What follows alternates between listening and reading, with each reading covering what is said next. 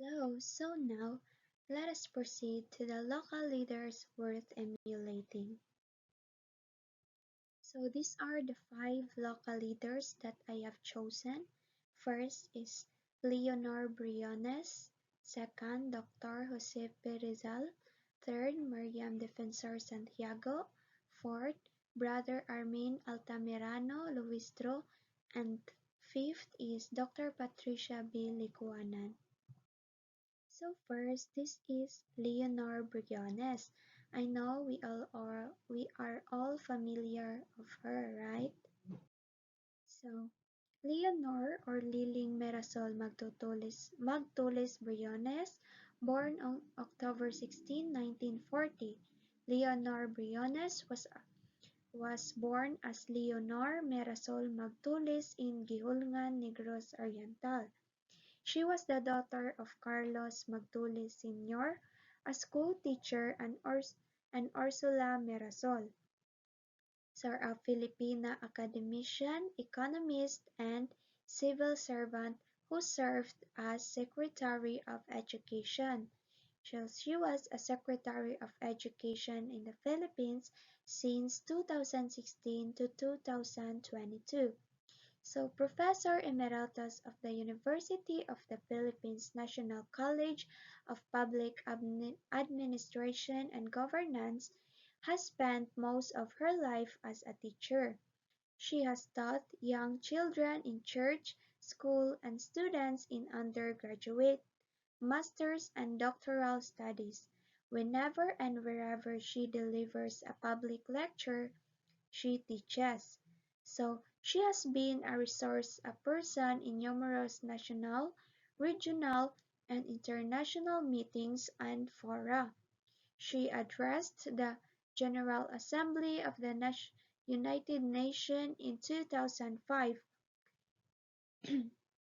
She combines the roles of distinguished academic and teacher publication official and social activist. Excuse. So these are some of her accomplishments. Leonor Briones previously served as Presidential Advisor for Social Development with the rank of Department Secretary under President Joseph Ejercito Estrada. So, Professor Emeritus at the University of the Philippines, Leonor Briones served as a professor at the University of the Philippines National College of Public Administration and Governance. She was eventually named Professor Emeritus in recognition of her significant contributions to academia and public administration. She was the National Treasurer of the Philippines and concurrent Director of the Bureau of the Treasury under the Department of Finance or the DOF, and formerly Vice President for Planning and Finance of the University of the Philippines. She also served as Secretary to the Commission on Audit.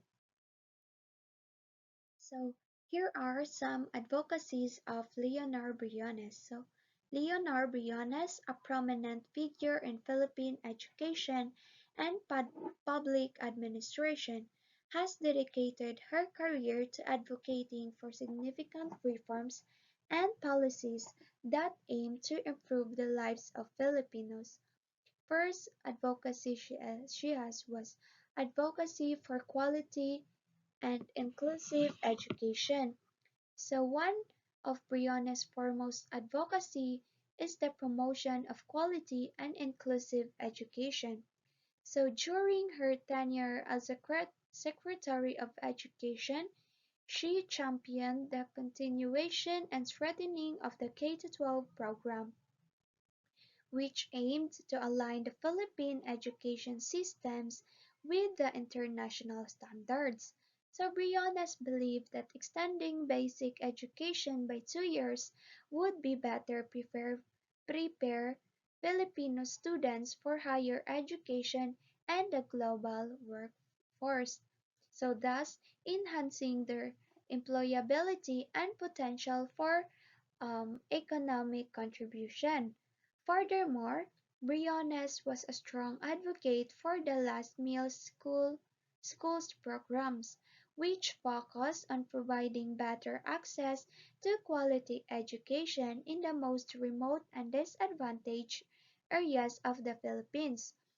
So these initiatives aim to bridge the gap between urban and rural education, ensuring that every child, regardless of their geographical location, had access to quality learning resources and facilities. Mm, So the next is the focus on social equity and community engagement. So Leonor Briones has always been a vocal advocate for social equity and community engagement. She believed that education should be a tool for social transformation and empowerment. Throughout her career, Briones emphasized the importance of community involvement in educational initiatives. She encouraged partnerships with private sectors organizations, nonprofits, and international agencies to support various educational programs and projects. Her advocacy for social equity extended beyond education.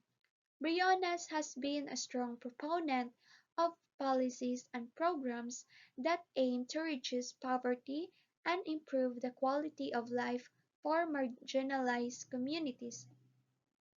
Her work in public administration and finance has always been guided by the principle of ensuring that the benefits of development reach all sectors of society, particularly the unprivileged.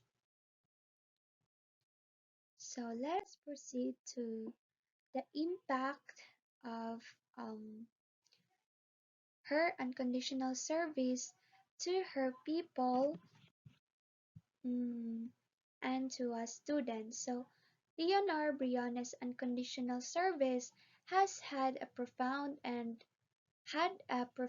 multifaceted impact on the Filipino and individuals inspired by her work. So by improving educational quality and access, promoting inclusive education, enhancing governance, and fostering community engagement, she has significantly contributed to the betterment of society.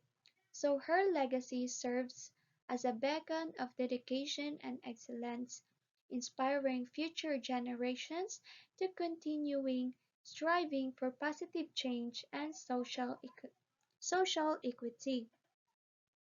So her style of leadership are ethical leadership, transparency and accountability, empowerment. Ac- Transparency and accountability and empowerment. So these are my references of um, Leonor Briones. Now let us proceed to Jose Protasio Rizal Mercado e Alonso Riolanda, or known as Dr. Jose P. Rizal. So Dr. Jose Protasio Rizal Mercado e Alonso Riolanda, commonly known as Jose Rizal, it is a revered national hero of the Philippines, born on June 19, 1861 in Calamba, Laguna. His parents, Francisco Mercado and Theodora Alonso, um, she was born on December 30, 1896. Jose Rizal was executed by firing squad at Bagumbayan, now known as the Luneta Park in Manila. So his well-known role as a writer, reformist, and national hero. So his linguistic talents, scientific endeavors, artistic skills, and deep personal relationship paint a picture of a well-rounded and profoundly influential figure. Rizal's philosophical views on education, social justice, and human rights do continue to inspire and challenge us to strive for a better, more unjust society.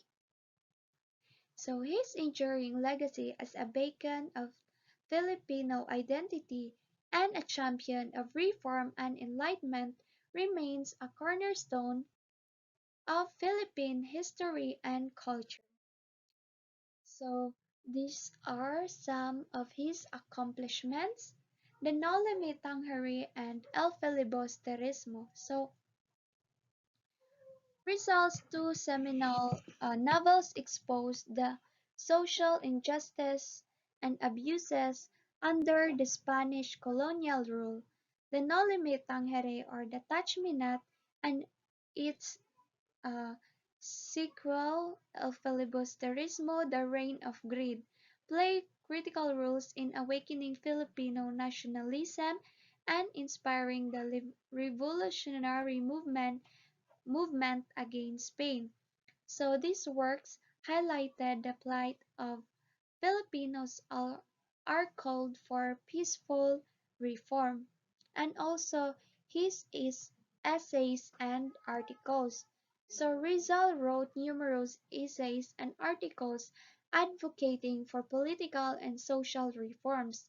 His writings were published in various reformist newspapers such as the La Solidaridad, where tackled issues like education, equality, and human rights. So, besides of being a national hero in the Philippines, Rizal has been credited with discovering several islands in the Pacific Ocean. The International Astronomical Union has recognized some of these discoveries and included them on its list of astronomical discoveries. He also proposed a government system of education that is still used today in the Philippines. So this system includes a primary school grade for every 10 students, along with a secondary school grade for every 100 uh, students or more. So these are some of his advocacies. First is education for all. So accessible and quality education. So Rizal emphasized the importance of providing quality education to all Filipinos, regardless of social status. He believed that an enlightened and educated citizenry was essential for the country's development. Reforms in educational system. He called for reforms to improve the Philippine educational system, making it more inclusive and effective. So Rizal's own efforts in establishing a school in Dapitan during his exile underscored his commitment to education. So next is the peaceful reform. So Rizal was a strong advocate for achieving change through peaceful and legal means rather than through his violence. So the non-violent advocacy, Rizal promoted the idea of peaceful reform through writing, dialogue, and civic action. He believed that lasting change could be achieved through education and enlightened discourse. The La Liga Filipina in 1892, Rizal founded the La Liga Filipina, a civic organization that sought to unite Filipinos and advocate for peaceful reforms, although short-lived due to his um, arrest. It aimed to foster solidarity and cooperation among the Filipinos. The third is human rights and equality. So Rizal's writing often highlighted the importance of human rights and equality. So the equal rights for Filipinos. So Rizal fought for the recognition of Filipino rights as equal to those of the Spaniards. He believed that Filipinos should have the same political and civic rights as any other Spanish subjects. The social justice. Through his novels and essays, Rizal exposed the social injustice and abuses committed by the Spanish authorities and clergy, advocating for a more just and equitable society. The last is the nationalism and um, identity. So Rizal played a crucial role in fostering a sense of Filipinos' identity and nationalism, awakening national consciousness. His work, particularly the Noli Me Tangere and El Filibusterismo, played a significant role in awakening the national consciousness of Filipinos. They highlighted the need for unity and collective action against colonial oppression, the preservation of Filipino culture. So Rizal valued the preservation of Filipino culture and heritage. He studied Philippine history, languages, and traditions and emphasized the importance of embracing and preserving these cultural aspects. So, um, his impact on uh, his unconditional service to his people and to his students. So Dr. Jose Rizal's unconditional service to his people had a profound and lasting impact on Filipino society and continues to inspire students today. So his dedication to education, reform, and national pride serves as a powerful example of how one individual's efforts can ignite significant change. So these are some of his style of leadership. So first is intellectual and visionary leadership, advocacy for peaceful reform, leading by example, moral integrity and ethical leadership, inspiring nationalism and unity, emphasis on education and empowerment. So these are my references of Dr. Jose P. Rizal. Okay, so the next one is Miriam Palma Defensor Santiago.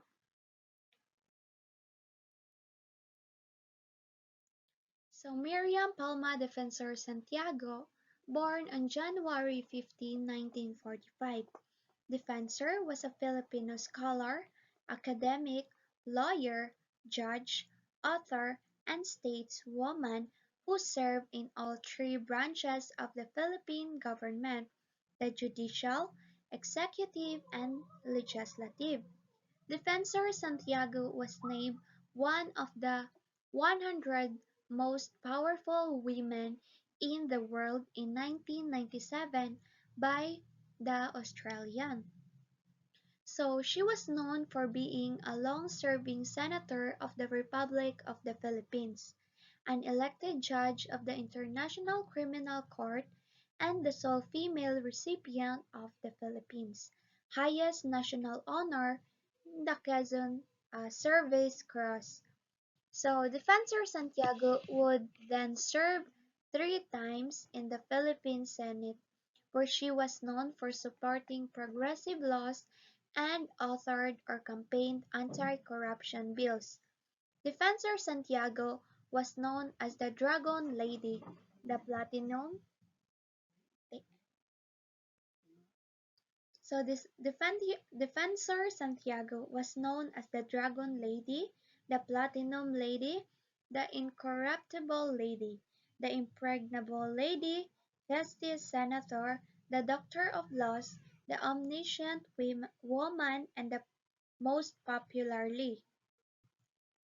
And is possibly she is colloquially known in the Philippine pop culture at Simple Miriam or MDS, and is possibly cited for her lifelong lifelong dedication to the public service in the Philippine government.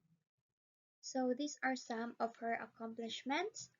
Defensor Santiago graduated with a Bachelor of Arts degree in Political Science, magna cum laude for the University of the Philippines, Visayas.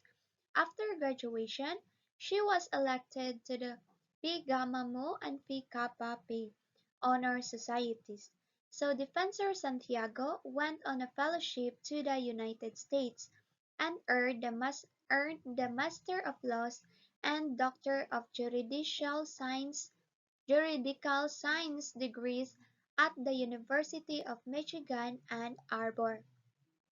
So she finished both degrees in a period of only 1.5 years.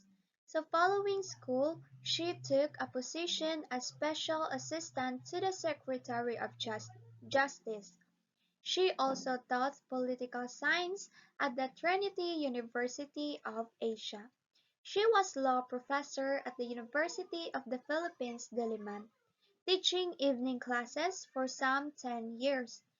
Her hero as a lawyer and legislator growing up was Arturo M. Tolentino. So from 1979 to 1980, Defensor Santiago served as legal officer of the UN High Commissioner for Refugees at Geneva, Switzerland. So she was assigned to the Conference and Treaties section. She became skilled at treaty negotiation and drafting. So Defensor Santiago was appointed judge of the Regional Trial Court or the RTC of Quezon City, Metro Manila by President Ferdinand Marcos. She was the youngest judge appointed to Metro Manila. President Corazon Aquino appointed Defensor Santiago as Commissioner of the Bureau of Immigration and Deportation. President Corazon Aquino promoted Defensor Santiago to member of her cabinet as Secretary of Agrarian Reform under a controversial law passed by Congress and signed by President Aquino. All agricultural and land holdings were taken by the government and divided among the farmers.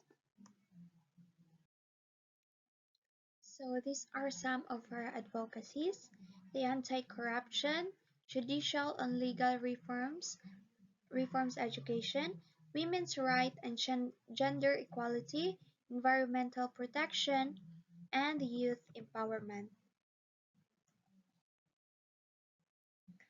So let us first tackle about the anti-corruption. Santiago was a staunch advocate against corruption in the Philippine government. She fought tirelessly to promote transparency, accountability, and integrity in public office. Some of her key initiatives included the Anti-Plunder Act, the Whistleblower Protection, and Campaign Against Pork Barrel. So Santiago authored the Anti-Plunder Law, which defined and penalized the crime of plunder committed by public officials. Whistleblower protection. She supported and legislation aimed at protecting whistleblowers who exposed corrupt practices within government institutions, and campaigned against pork barrel. Santiago was a vocal critic of the pork barrel system, which she argued perpetuated corruption and misuse of public funds. The second is the judicial and legal forms. So Santiago was deeply committed to reforming the Philippines judicial system to ensure justice and fairness. Her efforts in this area included the International Criminal Court, speedy trial court, and reform of the legal profession. So, in the International Criminal Court, she was the first Filipino and first Asian from from a developing country to be elected as a judge of the International Criminal Court, reflecting her commitment to international justice. Santiago in the Speedy Trial Court.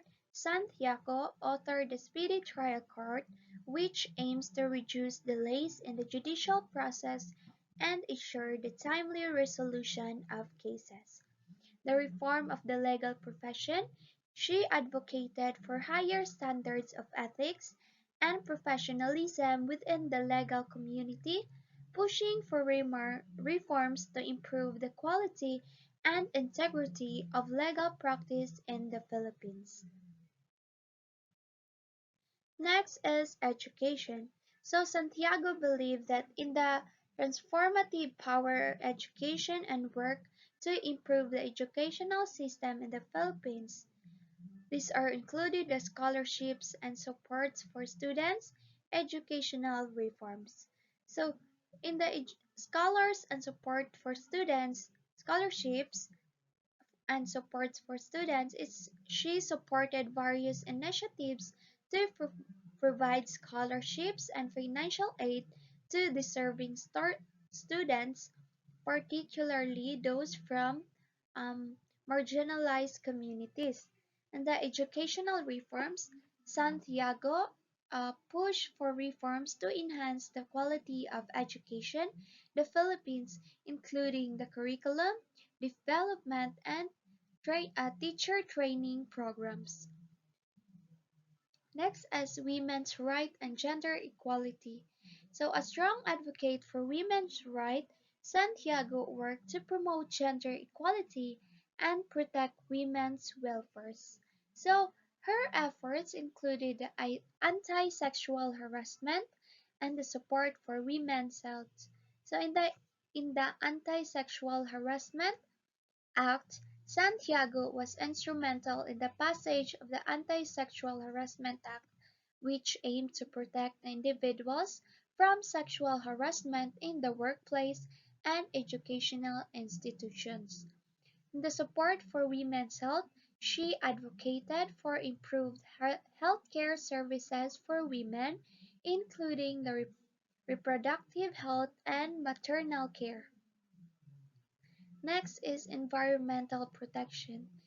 So Santiago was also a proponent of environmental conservation and sustainable development. So her environmental included the climate change legislation, which she supported various bills and initiatives aims at addressing climate change and promoting environmental sustainability and protection of natural resources, which Santiago advocated for the protection of the Philippines' natural resources, pushing for structured regulations on mining and other activities that could harm the environment. The last is the youth empowerment. So recognizing the importance of the youth in nation building, Santiago was committed to empowering the young Filipinos. So youth leadership programs. She supported these programs that aim to develop leadership skills among young people and encourage their active participation in civic and political affairs. The promotion of youth engagement. Santiago encouraged young Filipinos to engage in public service and contribute to the country's development through various platforms. Next is the impact on her unconditional service to her people and to us students. So, her dedication to integrity, education, gender equality, youth empowerment, and justice provides a powerful legacy that continues to inspire and guide for the future generations. Santiago's life and work. serve as a testament to the profound difference that principled, courageous, and committed leadership in making the world. So her style of these are um, her style of advocacy. I mean style of leadership. So first is the intellectual leadership. So Santiago was renewed for her intellectual powers and academic achievements. She brought a scholar approach to her leadership, underpinned by deep knowledge of the law, politics, and public administration. Her speeches and writings often reflected her extensive research and understanding of the complex issues. Next is the fearless advocacy. So Santiago was known for her fearless and often outspoken demeanor. She did not shy away from criticizing powerful individuals and institutions when she believed that they were in the wrong. This boldness made her a formidable figure in Philippine politics and a champion for those who sought justice and reform. Third is the moral integrity. Santiago's leadership was rooted in a strong and moral and ethical principles. She upheld integrity and transparency in her service, setting a high standard for conduct in government. Her commitment to these values helped build trust and credibility with constituents and colleagues. Next is the commitment to justice and legal reforms.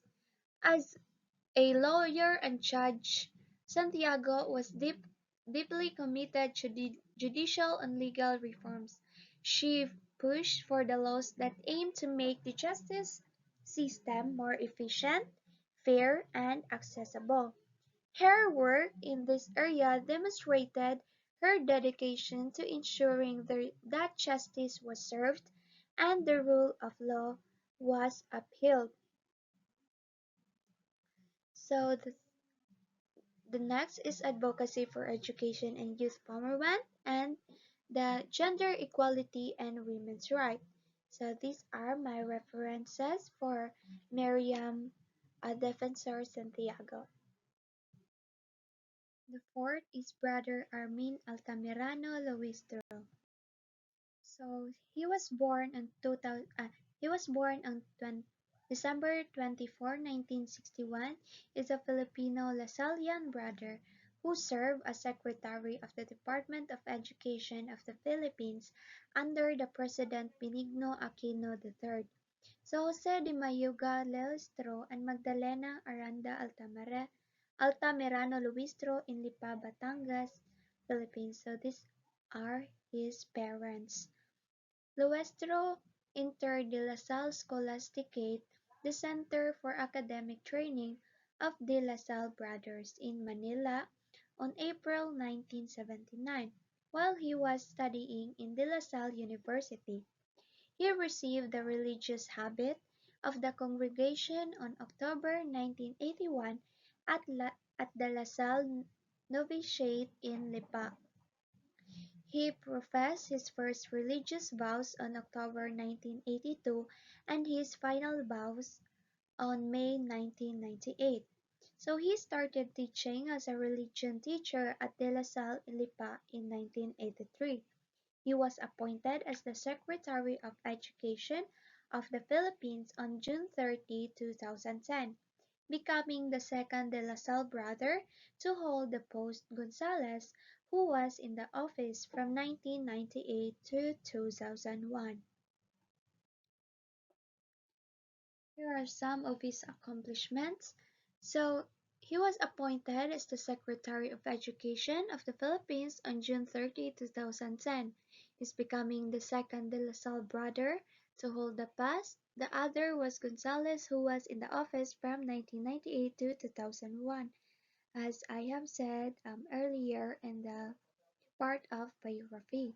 So he was awarded a certificate in Formation Institute for Religious Educators in 1985. He enrolled in a graduate program in DLSU in 1991 and was conferred a Master of Arts degree in Religious Education in 1993.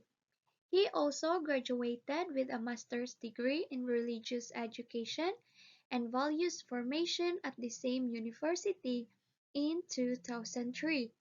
He was conferred a doctorate degree in educational management on May 2005 from the University of Saint La Salle in Bacolod.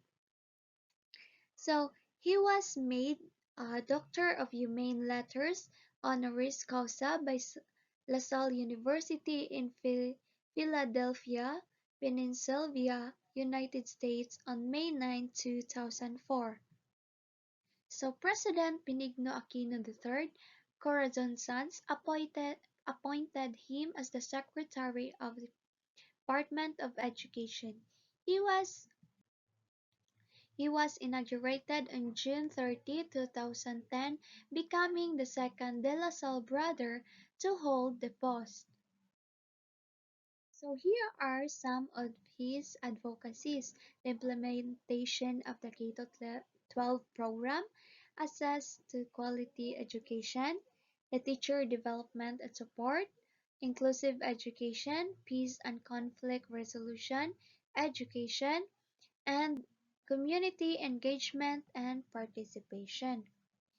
So, Bro Armin's Luis Tro had a transformative impact on the Philippines educational system, significantly improving the quality and accessibility of education. His efforts have empowered teachers, fostered inclusivity, promoted peace and environmental responsibility, and equip students with the skills and knowledge needed to succeed. The lasting legacy of his work continues benefit the Filipino and students, contributing to the overall development and progress of the nation. His style of leadership: he has the transformational leadership, collaborative leadership, inclusive leadership, servant leadership, ethical and values-based leadership. Here is my references of Brother Luis Tirano. The last person was Dr. Patricia B. Licuanan. So Dr. Patricia B. Licuanan was born on August 1, 1943 in Manila, Philippines. She was born on August 1, and she comes from a prominent family with deep roots in Philippine society. Her upbringing was influenced by strong family values and a commitment to education and social responsibility. She pursued her higher education at the University of the Philippines Diliman, where she obtained her Bachelor of Science degree in psychology. She later earned her PhD in social psychology from Cornell University in the United States. Her academic background is psychology and social science laid the foundation for her future roles in education and gender advocacy. So in 2010, Dr. Licuanan was appointed chairperson of the Commission on Higher Education, or the CHED, by then President Benigno Aquino III. As chairperson, she played a crucial role in implementing policies, programs aimed to enhancing the quality of higher education in the Philippines. So her tenure saw the promotion of outcome-based education, the enhancement of faculty qualifications, and the strengthening of the Philippines' higher education system's global competitiveness. So here are some of her accomplishments: being a leader at Miriam College, So Dr. Liquanan served as the president of Miriam College from 1993 to 2010.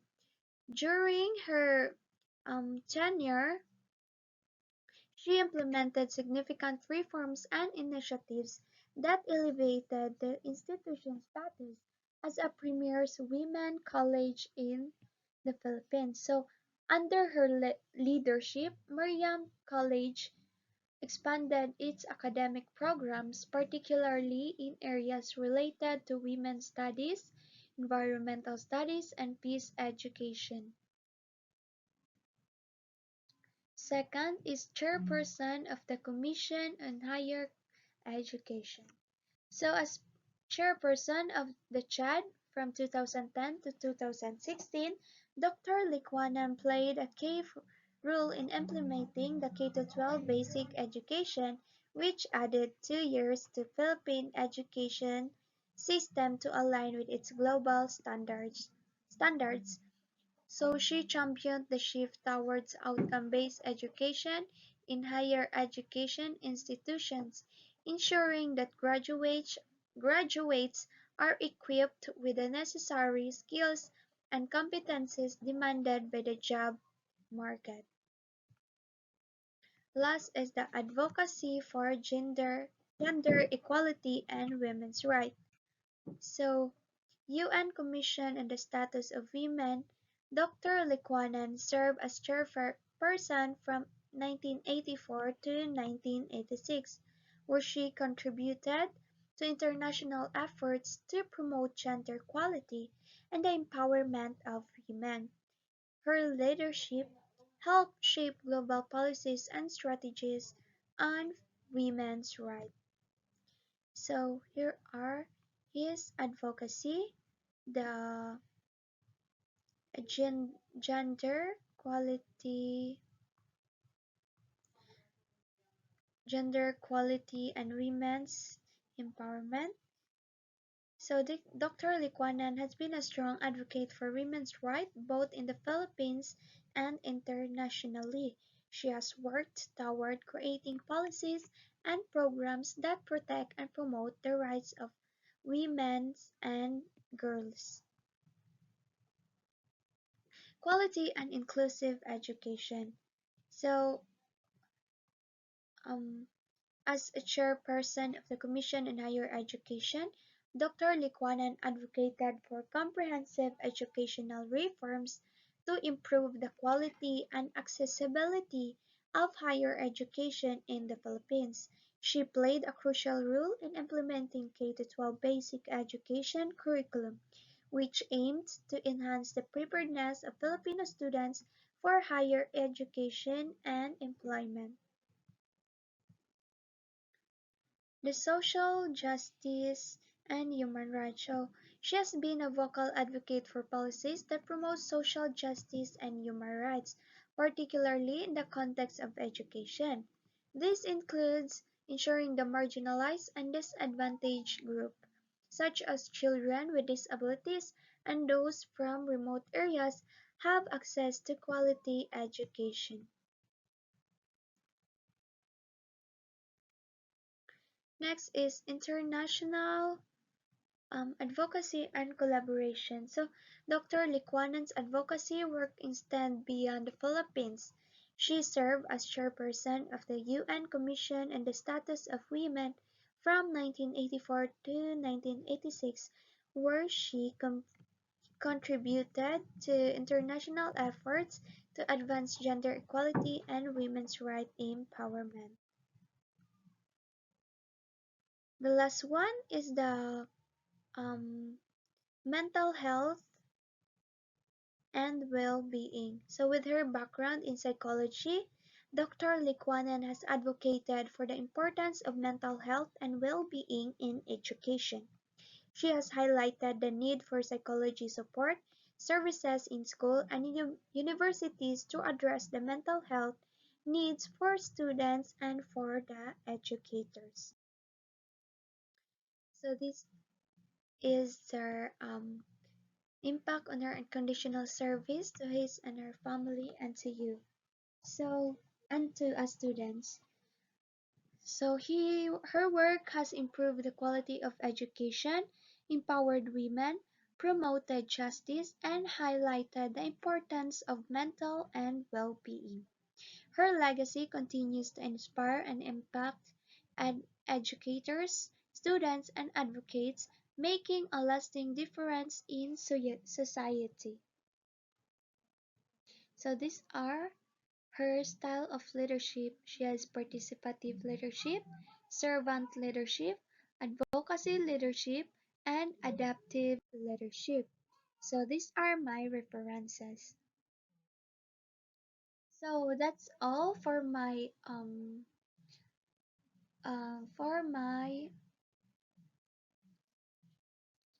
presentation. Thank you, and I thank you for listening.